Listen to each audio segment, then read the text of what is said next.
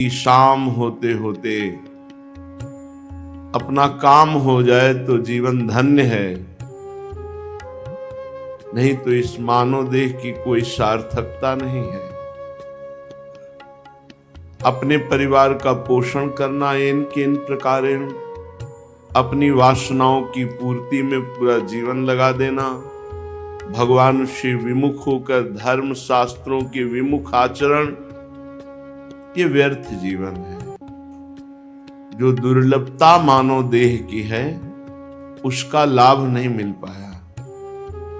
लाभ है उठते बैठते चलते फिरते खाते पीते सोते जागते हर समय मधुर मधुर प्राण प्रिय प्रभु की स्मृति चलती रहे, अखंड स्मृति। यही जीवन का परम लाभ है। जिनको ये बात समझ में आ गई वो पार हो गए।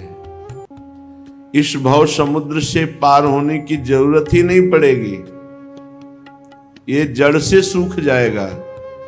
यदि हमारा निरंतर भगवत स्मरण चले तो ऐसा विशुद्ध ज्ञान होगा कि जैसे जगने के बाद स्वप्न की सत्ता ही नहीं रहती, ऐसे जेहि जाने जग जाए हेराई, जागे जथा स्वप्न भ्रम जाई। पर ये जागना होगा निरंतर भगवत भजन,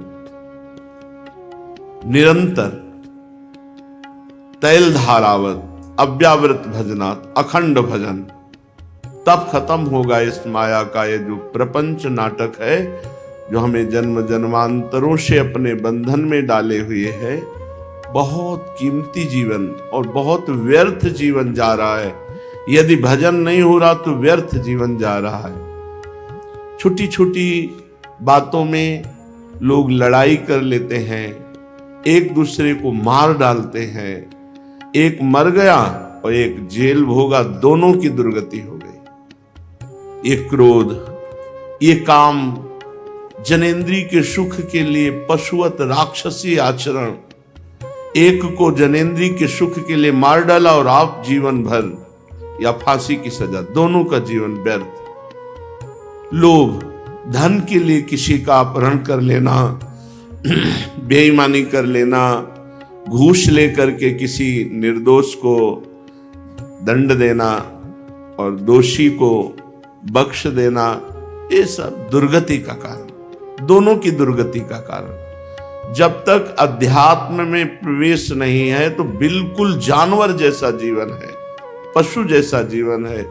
गोस्वामी जी कह रहे हैं पशु से भी नीचे जीवन है, क्योंकि पशु तो अपने प्रारब्ध का भोग भोग करके उन्नति को प्राप्त हो रहे हैं, और सबसे ज्यादा उन्नति को प्राप्त हुआ मनुष्य पाप कर्म करके नीच योनियों को जा रहा है। तिनते खरसूकर स्वान भले, जड़ता बस जे न कहे कछुए। उनसे सुअर कुत्ता गधा अच्छे, क्योंकि वो जड़ पशु योनि में अपने प्रारब्ध भोग कर पवित्र होकर उन्नति को प्राप्त हो रहे हैं, और हम दुर्लभ मनुष्य देह प्राप्त करके शास्त्र विमुख भगवत विमुख आचरण कर रहे हैं। ये हमारी दुर्गति है, जीते जी दुर्गति है। जीते जी तो अशांत है, मरने के बाद नरक आदि और भी अन्य यंत्रणाएं उनको भोगनी पड़ेगी। इसलिए बहुत सावधान हो जाओ। कोई तुम्हें चार गाली दे तो सुन के चुप हो जाओ, कोई तुम्हें धक्का लगा दे तो सह जाओ। भगवान देख रहा है। अपने कर्म जाय अपकारी, उमा क्षमा सा पौते भारी। वो तुम्हारा अपमान करने वाला, निंदा करने वाला, तुम्हारा अहित करने वाला, वो खुद अपने कर्म का भोग भोग लेगा। तुम अपने को बचा लो। उमा क्षमा सापहुते भारी, श्राप से भी भारी क्षमा हो जाती है जब आप मौन होकर सह लेते हैं। ये मौन होकर सह लेना उसके लिए पतन का बहुत बड़ा कारण बन जाएगा।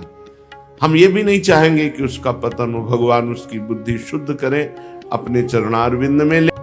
आज प्रेमानंद महाराज जी ने बताया कि आज की पीढ़ी के पास सब कुछ है, फिर भी वे असंतुष्ट क्यों रहती है। इसलिए आप हमारी पूरी वीडियो को देखें और प्रेमानंद महाराज जी के दिव्य प्रवचन सुने और हमारे चैनल को सब्सक्राइब करें। राधे राधे सही भक्तों।